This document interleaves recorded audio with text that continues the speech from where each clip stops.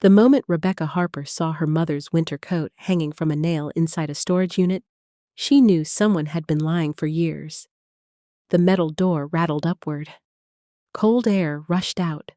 For a second, she thought she had the wrong unit. She checked the number again. Unit 314, the same number written in the anonymous text message she had received 2 days earlier. If you want to know where your mother's money is going, come to Unit 314. No name, no explanation, just an address. Rebecca had almost ignored it. Almost. Now she wished she had come sooner. The storage unit was barely larger than a single-car garage. A folding table stood against one wall, 2 plastic chairs, several cardboard boxes, a small electric hot plate, a portable fan, and in the far corner, sitting on a thin mattress beneath 2 blankets, was her mother, 78-year-old Evelyn Harper. The woman her brother insisted was living in a private nursing facility. The woman Rebecca had been sending money to every month for 7 years. The woman she had not seen in person since moving to Seattle. "Mom?" The word barely escaped her lips. Evelyn slowly lifted her head. For a moment her eyes seemed unfocused. Then something changed. Recognition, hope, relief. "You came," she whispered. Rebecca dropped her purse. Her knees nearly gave out. She crossed the room and knelt beside the mattress. Her mother felt lighter than she remembered. Much lighter. The woman who used to carry baskets of laundry up and down stairs now looked like the blankets weighed more than she did. "What is this?" Rebecca asked. "What happened?" Evelyn looked toward the floor. Her hands trembled. "Daniel said it was temporary." Rebecca froze. Daniel, her older brother, the man she trusted, the man who managed their mother's affairs after their father died, the man who called every month with updates, the man who always said everything was fine. Temporary. The word made Rebecca sick, because nothing inside that storage unit looked temporary. Not the mattress, not the boxes, not the worn-out coffee maker sitting on the floor, not the stack of canned soup lining the wall. People didn't accidentally live like this. Someone had allowed it. Someone had chosen it. A shadow appeared in the doorway. Rebecca turned. An older security guard stood there. Gray beard, heavy coat, concerned eyes. "I called you." Rebecca stared. "You're the one who sent the text?" The man nodded. "My name's Walter." He stepped inside. "I couldn't watch it anymore." Rebecca felt her heart pound. "What do you mean?" Walter looked toward Evelyn. "Your mother's been here almost 2 years." The words hit like a punch. 2 years. Not 2 weeks. Not 2 months. 2 years. Rebecca's stomach turned. "That's impossible." Walter shook his head. "I wish it was." He pointed toward the boxes. "She gets dropped off groceries once every week or 2. "By who?" "Usually a woman." Rebecca's jaw tightened. "Celia, Daniel's wife," Walter continued. "Sometimes your brother comes." Rebecca looked at him sharply. "You've seen him?" "Many times." That ended the last excuse, the last possibility. Daniel knew, not suspected, not guessed. Knew. Rebecca turned back toward her mother. "Why didn't you call me?" Tears appeared in Evelyn's eyes. "I tried." Rebecca's breath caught. "What?" "I wrote letters." Walter quietly walked toward one of the cardboard boxes. He lifted the lid. Inside sat dozens of envelopes, all addressed to Rebecca, all sealed, all never mailed. Rebecca stared at them.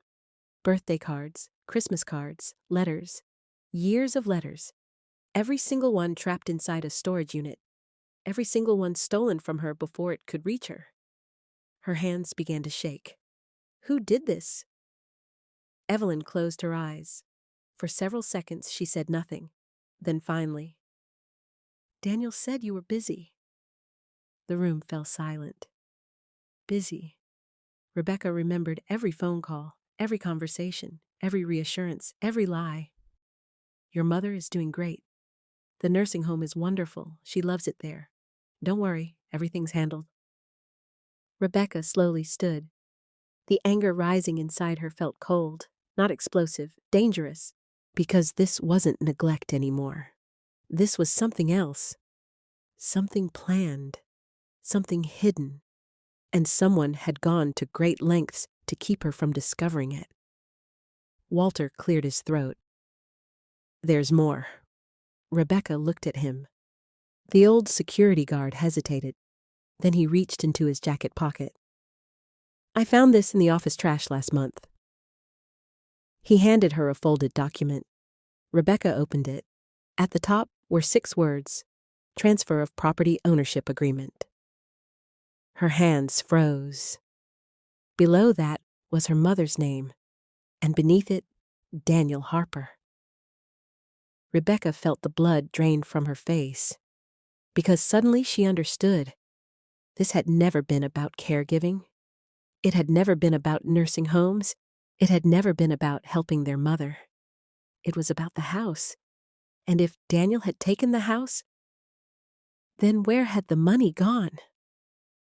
Rebecca looked back at the storage unit, at the mattress, at the boxes, at her mother. Then she folded the document carefully. Mom, she said quietly, did you ever agree to sell the house? Evelyn looked confused, then frightened. Slowly, she shook her head. No. Rebecca nodded. The answer didn't surprise her, but hearing it changed everything. Because now she wasn't looking at family problems, she was looking at fraud. And somewhere in Columbus, her brother still believed nobody knew. He was wrong. Rebecca did not go home that night. She stayed with her mother. The storage unit grew colder after sunset. Walter brought an extra heater from the security office, and for the first time in months, Evelyn slept without shivering. Rebecca didn't. She sat in a folding chair beside the mattress, staring at the property transfer document. Something about it felt wrong. Not just the signature, everything. The dates, the wording, the witnesses. At 3 a.m., she opened her laptop and searched county property records. Her father's house appeared immediately. Then Rebecca stopped breathing. The property wasn't in Daniel's name. It wasn't in Evelyn's name either. The owner was listed as Harper Family Investments, LLC. Rebecca frowned. What was that? Their family never had a company. Her father had been a mechanic. Her mother sewed wedding dresses. There were no investments, no businesses, no LLC. She clicked deeper. The company had been registered 18 months earlier. The registered manager was Daniel Harper. Rebecca felt sick. The house had been transferred. Legally, at least on paper. Someone had taken her mother's home and hidden it behind a company. And according to the records, the property had later been refinanced for nearly $280,000. $280,000. Rebecca looked toward her sleeping mother. Meanwhile, Evelyn was living in a storage unit. By sunrise, Rebecca had made a decision. She was done asking questions over the phone. She was going to Daniel's house. Daniel lived in a gated subdivision 20 minutes outside Columbus. Rebecca almost missed the entrance because she was too busy staring. The neighborhood looked expensive. Stone entryway, private lake, large homes, perfect lawns. The kind of place people move to when they suddenly have money. Daniel's house sat near the back. 2-story brick, 3-car garage, new SUV in the driveway, fresh landscaping. Rebecca parked across the street. Her hands tightened around the steering wheel. 7 years. For 7 years he told her money was tight. For 7 years he claimed their mother needed more support. For 7 years she sent thousands of dollars. And somehow Daniel ended up here. The front door opened before she reached it. Daniel stood frozen. His face went pale immediately. Rebecca? She didn't answer. How long? She asked. He looked confused. How long what? She stepped closer. How long has Mom been living in a storage unit? The color drained from his face.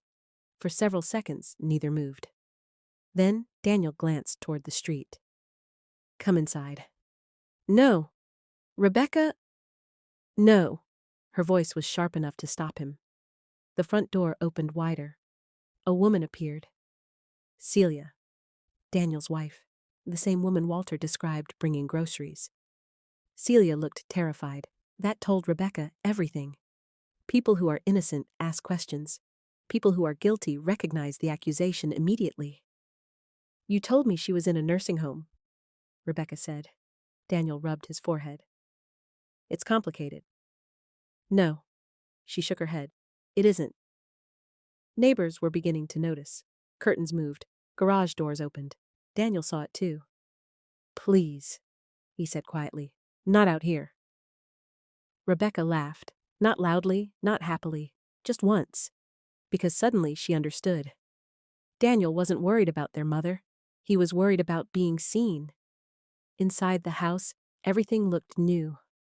New furniture. New floors. New appliances. Rebecca recognized none of it. Daniel sat heavily at the dining table. For the first time in her life, he looked nervous. Actually nervous. What happened? Rebecca asked. Daniel stared at the table. Then finally, the house needed repairs. Rebecca said nothing. The taxes were behind. Still nothing. Mom couldn't manage it anymore. Rebecca waited. Daniel swallowed. Then the truth began leaking out. Not all at once. Piece by piece. The way lies usually fall apart. The roof needed work. Then there were medical bills. Then debt. Then more debt. Daniel had borrowed money against the house. Then borrowed more. Then refinanced. Then refinanced again. Each decision was supposed to fix the previous one. Instead, it created a larger problem, until eventually he couldn't make the payments. What happened to the money? Rebecca asked. Daniel looked away. Silence. That was answer enough. The money was gone. Spent. Lost. Burned through. All while their mother sat in a storage unit. You stole from her. Daniel flinched. I was trying to save everything. You stole from her? His eyes filled with anger. You think you're perfect? Rebecca stared. You left. There it was. The excuse? The same one everyone used. You left. Daniel stood suddenly. You got on a plane and disappeared. I stayed. I dealt with everything. Rebecca shook her head slowly. No. She pointed toward the window. You dealt with this. Her voice broke. Mom dealt with everything. The room went silent.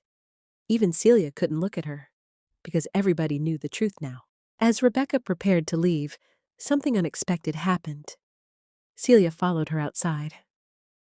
Wait. Rebecca turned. Celia looked terrified. She glanced back toward the house, making sure Daniel couldn't hear.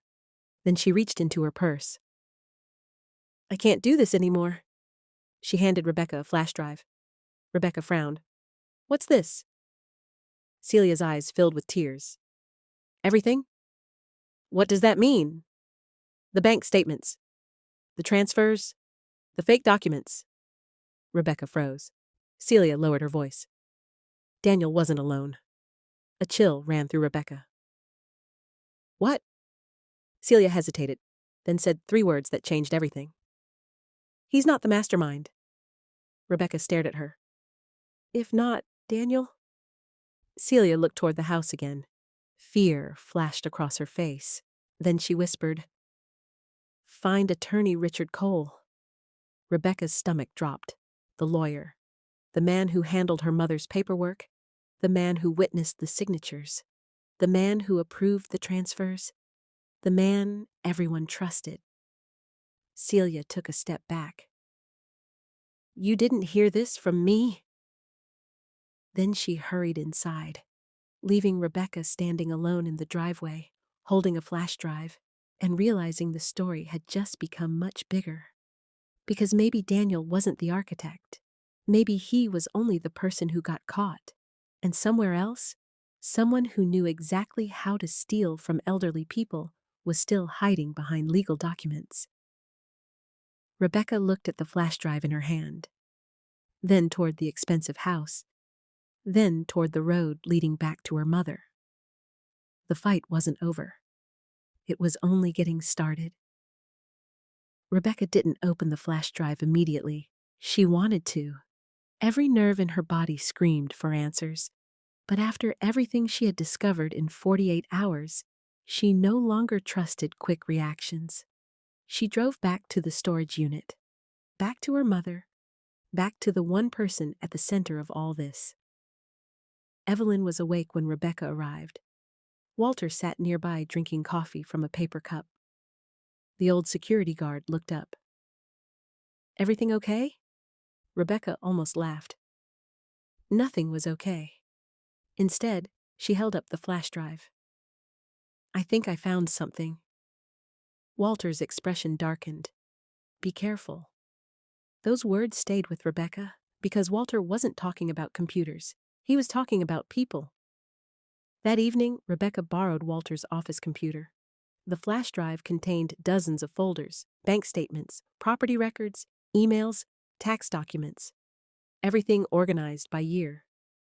Someone had spent months collecting evidence. Maybe years. Rebecca clicked the first folder. Immediately, her stomach tightened. The records showed every transfer she had sent for her mother. Every dollar, every payment, every note. But beside each transfer was another transaction, a withdrawal. The money barely stayed in Evelyn's account. Sometimes less than 24 hours. Then it disappeared. Month after month, year after year. The pattern never changed. Rebecca kept scrolling. Then she found another folder. This one was labeled Property Transfer. Inside sat scanned copies of legal documents, one after another. Her mother's signature appeared repeatedly. Power of attorney, property transfer authorization, financial consent forms, house refinance agreements. Rebecca stared at them. The signatures looked similar. Too similar. Exactly similar. Like someone copied the same signature over and over again, because real signatures change slightly every time. These didn't. Every curve matched. Every line matched. Perfectly. Her heart began racing. Someone had forged everything. The next folder was worse. Emails. Hundreds of emails. Most involved Daniel. Others involved attorney Richard Cole. Then Rebecca found one sent 3 years earlier. The subject line read, Evelyn Harper Property Strategy. Rebecca opened it. The message was short. Once transfer is complete, relocation should occur immediately. Client confusion continues to increase. Minimal resistance expected. Rebecca froze. Client confusion. Minimal resistance. They weren't talking about a business deal. They were talking about her mother. Like she was an obstacle. Like she was a problem. Like she wasn't a person. Rebecca kept reading. Then another email appeared. This one from Daniel. We need this finished before my sister visits. Rebecca stopped breathing. Before my sister visits, they had been planning around her, hiding things from her, preparing for her. And somehow they always knew she wasn't coming, because she trusted them. At midnight, Rebecca found the file that changed everything. A spreadsheet. Simple, ordinary, devastating. Across the top were names. Not just Evelyn Harper, others, dozens of others. Elderly people, property owners, widows, retirees, people with no close family nearby. Each name had notes beside it, assets, properties, financial status, legal arrangements. Rebecca felt sick. This wasn't just her mother.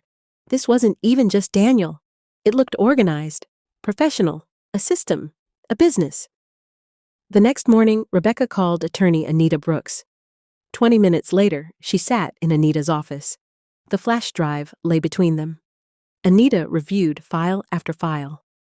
Her face grew more serious with every page. Finally, she leaned back. "This is much bigger than elder neglect." Rebecca nodded. "I know." "No." Anita's voice was quiet. "You don't." Rebecca stared at her. Anita tapped the spreadsheet. "This looks like a pattern." "What kind of pattern?" "Financial exploitation." Rebecca swallowed. "Of how many people?" Anita looked at the screen again, then answered. "Potentially dozens." The room fell silent. Rebecca had expected fraud, maybe theft, maybe corruption. She hadn't expected an entire network. Then Anita opened another file, one nobody had noticed yet. A scanned photograph. Old, blurry, taken inside an office. 3 people stood together. Daniel, attorney Richard Cole, and a third man Rebecca didn't recognize. The unknown man stood in the center. Everyone else seemed to be looking at him, like he was important, like he was in charge. Anita zoomed in. Then her eyes widened. "What?" Rebecca asked. Anita didn't answer immediately. Instead, she reached for her phone, typed something quickly, then turned the screen toward Rebecca. A news article appeared. The photograph showed the same man, older now, but unmistakable. The headline read, "Former financial advisor under investigation for elder fraud." Rebecca stared. The article was from another state, 3 years old. The investigation had stalled. No charges filed, no conviction, nothing proven. Yet. "Who is he?" Rebecca asked. Anita's expression hardened. "His name is Victor Kane." The name meant nothing to Rebecca, but Anita clearly recognized it. "He's been connected to allegations before." Rebecca felt a chill. "So Daniel was working with him?" "Maybe." Anita closed the file. Or maybe Daniel was working for him. That afternoon, Rebecca returned to the storage unit. Her mother sat near the entrance, enjoying sunlight. For the first time in days, she looked calmer, stronger. Rebecca knelt beside her. "Mom." Evelyn smiled faintly. "You're thinking too hard." Rebecca laughed, despite herself. Maybe she was. Then she showed Evelyn the photograph, the one with Daniel, the lawyer, and Victor Kane. Evelyn studied it quietly. For several seconds, nothing happened. Then her expression changed. Fear. Pure fear. Rebecca felt her stomach drop. "Mom?" Evelyn pointed toward the man in the center. Her hand trembled. "I know him?" Rebecca froze. "What?" Evelyn's breathing quickened. "He came to the house." "When?" "Many times." Rebecca's heart pounded. "What did he want?" Evelyn stared at the photograph, then whispered words Rebecca would never forget. "He wasn't interested in the house." The room seemed to stop. "What do you mean?" Evelyn looked directly at her daughter. "He wanted the land behind it." Rebecca frowned. "What land?" Evelyn closed her eyes, then slowly said, "Your father never told many people." Rebecca felt a chill crawl through her body, because suddenly she remembered something. A conversation from childhood, a hidden file cabinet, a locked metal box in the basement. Something her father always protected. Something he never explained. Evelyn grabbed her wrist, her voice barely above a whisper. "There's something buried under that property." Rebecca stared. Outside, a train horn echoed in the distance.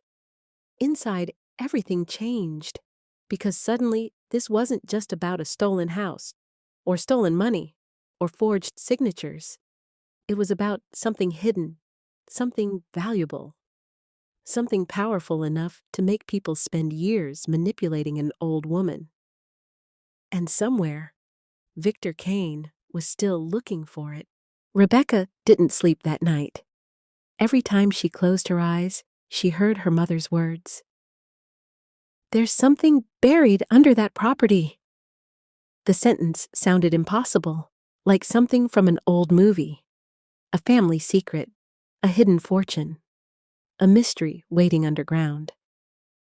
But Evelyn wasn't joking. Rebecca had seen the fear in her face. Real fear. The kind people carry when they know something dangerous.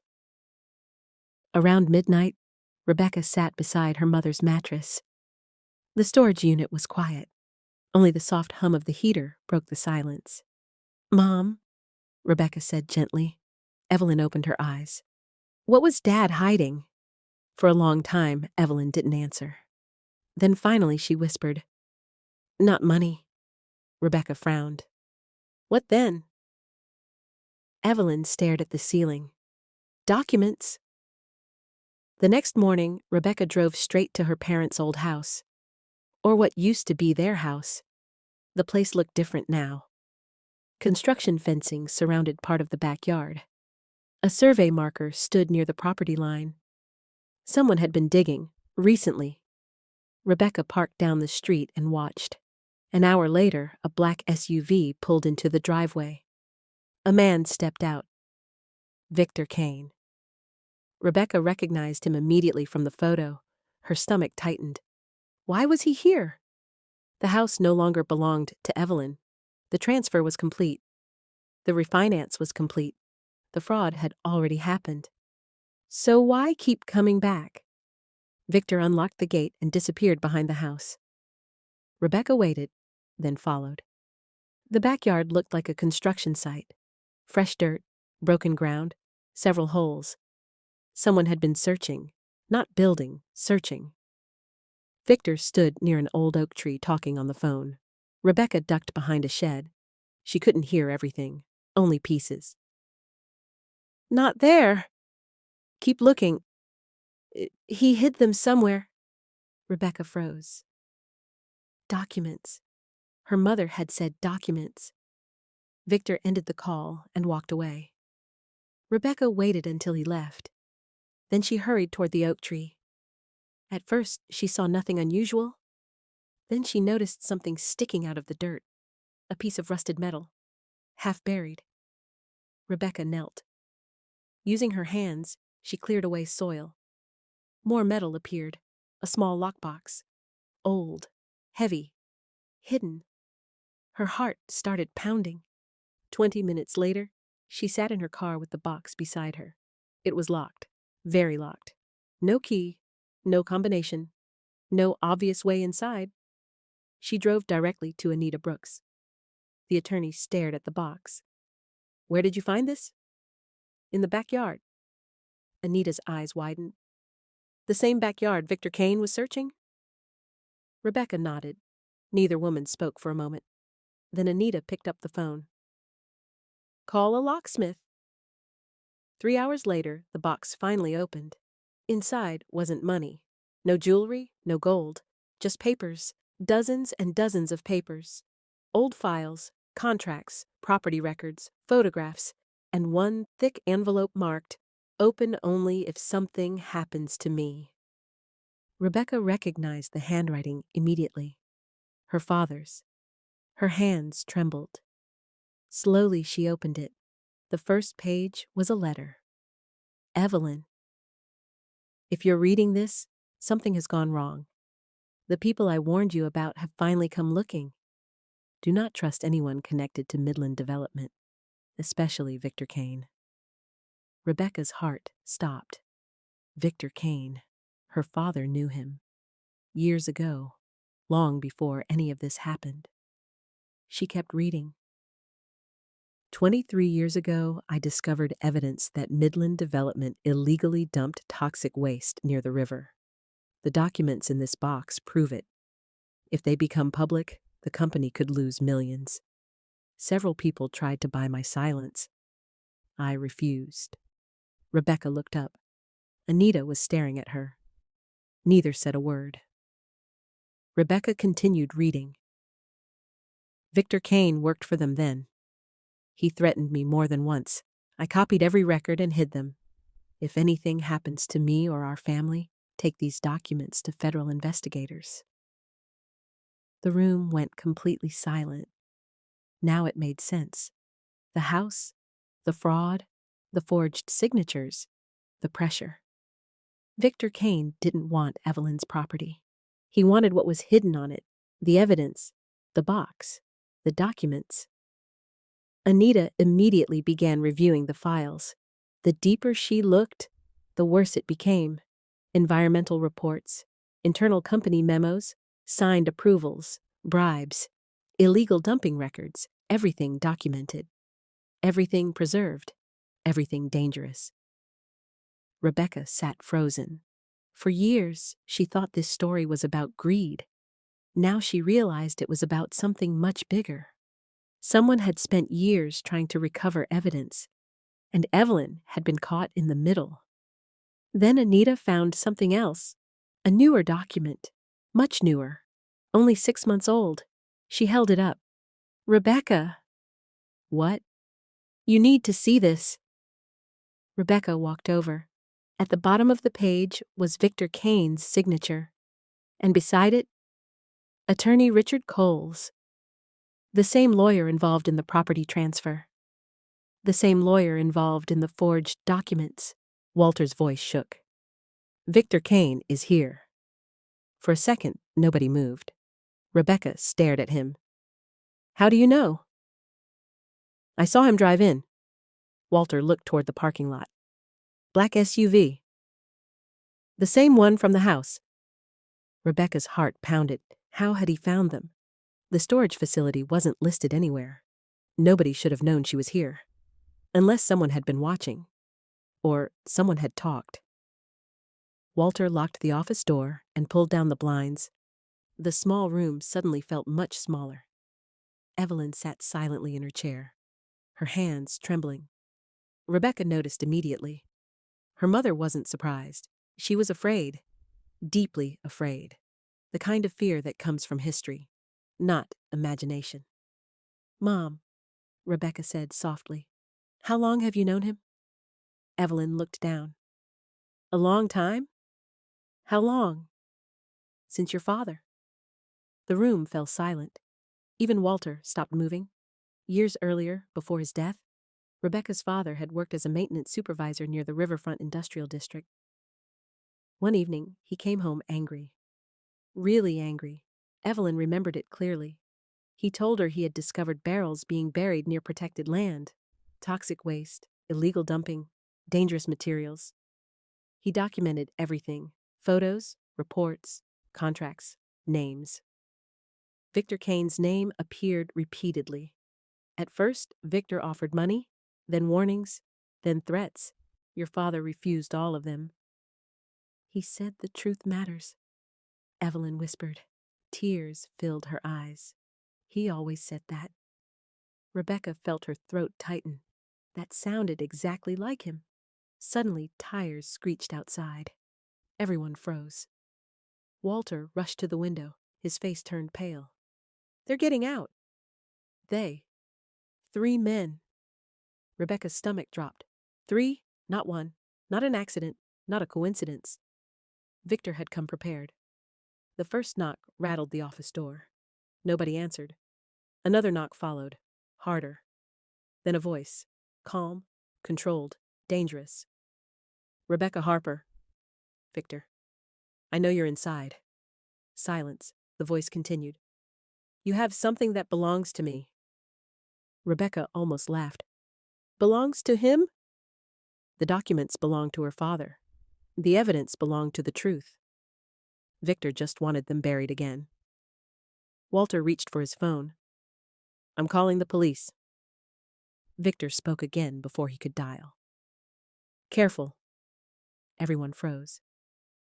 "Because if the police arrive, they'll find some very interesting financial records involving your brother."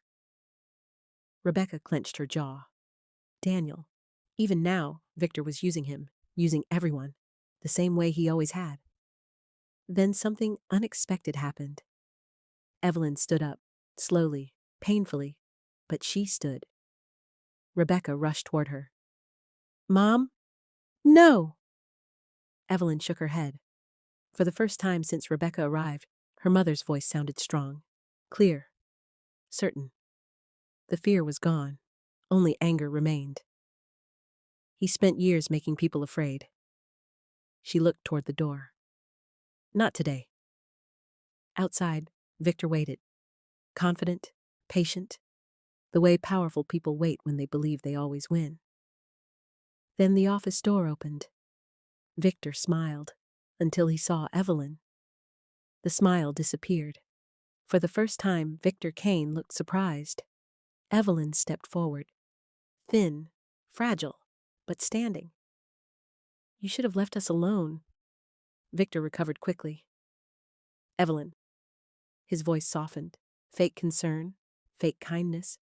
The same act Rebecca had seen from Celeste. You don't understand what's happening. Evelyn laughed, a short, bitter laugh. After 23 years? She shook her head. I understand perfectly. Victor's expression hardened. We can settle this. No. You don't want to fight. No. Victor's patience began cracking. People like him weren't used to hearing no, especially from people they considered weak. Rebecca stepped beside her mother. Walter stood behind them. Victor looked from one face to another. Then finally his eyes landed on Rebecca. You opened the box. Not a question. A statement. Rebecca nodded. Yes. Victor exhaled slowly. Then he said something unexpected. You have no idea what you've started. Rebecca met his gaze. No, she said quietly. I think you did. At that exact moment, sirens echoed across the parking lot. Victor turned. Several police vehicles entered the facility. Behind them came 2 black SUVs. Government vehicles. Unmarked, official. Victor's face changed instantly. Not fear, recognition. He knew who they were, and that terrified him. Anita Brooks stepped from one of the SUVs, calm, collected, holding a folder. Behind her walked 2 federal investigators. The documents had already been delivered. The evidence had already been reviewed. The process had already started. Victor was too late. For the first time since Rebecca met him, Victor looked uncertain. An investigator approached. Victor Kane? No answer. Victor Kane, we'd like to ask you some questions. The parking lot fell silent. Walter smiled. Rebecca didn't. She just watched. Because after years of lies, theft, manipulation, and fear, the truth was finally standing in daylight, and nobody could hide it anymore. As officers moved toward Victor, he looked once more at Evelyn, then at Rebecca. Neither woman looked away. Neither backed down. Finally, Victor lowered his eyes first. The smallest surrender. But a surrender all the same. That night, Rebecca sat beside her mother outside the storage unit. The stars were visible above them. For the first time, neither woman felt watched. Neither felt trapped. Neither felt alone. Evelyn reached over and squeezed her daughter's hand. You came back, Rebecca smiled. I should have come sooner. Evelyn shook her head. No. Her voice was gentle. You came when it mattered. And for the first time in years, both of them believed things might finally get better. 6 months later, the courtroom was full. Not because Victor Kane was famous, because too many people had been hurt. Too many families. Too many elderly victims. Too many stolen homes. The investigation uncovered what Rebecca never expected. Her mother wasn't the only target. There were 27 others. 27 elderly property owners, some living alone, some suffering from memory loss, some with no nearby family. The same pattern appeared again and again. A trusted advisor, a lawyer, a signature, a transfer, a disappearance. Victor Kane had spent years building a system, and Daniel Harper had become part of it. Rebecca sat beside Evelyn in the second row. Her mother wore a blue sweater. the same one she used to wear before everything fell apart. She looked older than before, but stronger, much stronger. Across the room sat Daniel. He looked nothing like the confident man Rebecca confronted months earlier. The expensive house was gone, the SUV was gone, the excuses were gone. Only regret remained. When Victor entered the courtroom, nobody spoke. He looked smaller somehow. Not physically, powerless. The kind of small that happens when secrets stop protecting you. The trial lasted weeks. Witnesses testified, records were examined, bank statements appeared on giant screens. Email after email. Transfer after transfer. The truth became impossible to deny. Then came Daniel's turn. Everyone watched, Rebecca especially. For years she had imagined this moment. She expected anger. She expected blame. She expected excuses. Instead, Daniel stood quietly and told the truth. All of it. He admitted taking money. He admitted helping transfer the house. He admitted believing Victor when he promised everything would work out. Most of all, he admitted something harder. I stopped seeing my mother as a person. The courtroom became silent. Daniel's voice shook. I saw debt. I saw problems. I saw responsibility. But I stopped seeing my mother. Evelyn lowered her eyes. Rebecca felt tears forming, because for the first time, he wasn't defending himself. He was finally understanding what he had done. Victor wasn't convicted because of emotion. He was convicted because of evidence. Documents, records, witnesses, facts. The things he spent years trying to bury. Ironically, the same documents hidden by Rebecca's father destroyed him. In the end, the truth he tried to erase became the thing that exposed him. Months later, life became quieter. The storage unit was gone. Evelyn never returned there, not even once. The old family house couldn't be recovered. Too much had happened. Too many legal complications, too much damage. But something else happened. Something better. A small cottage near a lake became available. Nothing fancy. 2 bedrooms, a porch, a garden, a sewing room. Rebecca bought it. Not because it was perfect, because it felt peaceful. The first morning after moving in, Evelyn sat on the porch with a cup of tea, watching sunlight move across the water. For several minutes, she said nothing, then quietly whispered, "It feels safe here." Rebecca nearly cried, because those 4 words mattered more than any court victory. One afternoon, while unpacking boxes, Rebecca discovered something unexpected. A wooden box hidden among her father's belongings. Inside was a letter, one she had never seen before. The envelope was addressed to her, in her father's handwriting. Rebecca opened it carefully. The paper had yellowed with age. She began reading. "Rebecca, if you're reading this, then life probably became harder than I hoped. But I want you to remember something. People think inheritance means money. It doesn't. Real inheritance is character. It's the choices we make when nobody is watching. It's how we treat people who can do nothing for us. And it's whether we choose truth when lies would be easier." Rebecca stopped reading for a moment. Tears blurred the page. Then she continued. "One day you'll discover that houses disappear, money disappears, even people sometimes disappear. But integrity stays. Protect that. Everything else can be rebuilt." When Rebecca finished, she sat quietly. The room felt different, like her father was still present somehow. Not in a supernatural way, in a remembered way, a living way. That evening, she read the letter aloud to Evelyn. Her mother listened without interrupting. When Rebecca finished, neither spoke for a while. Then Evelyn smiled, a real smile, the first one Rebecca had seen in years. "That sounds like him?" Rebecca laughed softly. Yeah, it does. A year later, Jonah visited. He was taller now, still awkward, still kind. The first thing he noticed was the sewing machine. It's working again, he said. Evelyn smiled. So am I. Jonah laughed, then sat beside her while she taught him how to sew on a button, the same way she once taught Rebecca. The same way she had repaired his jacket.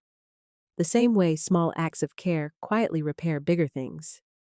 As the sun set over the lake, Rebecca stood on the porch and watched.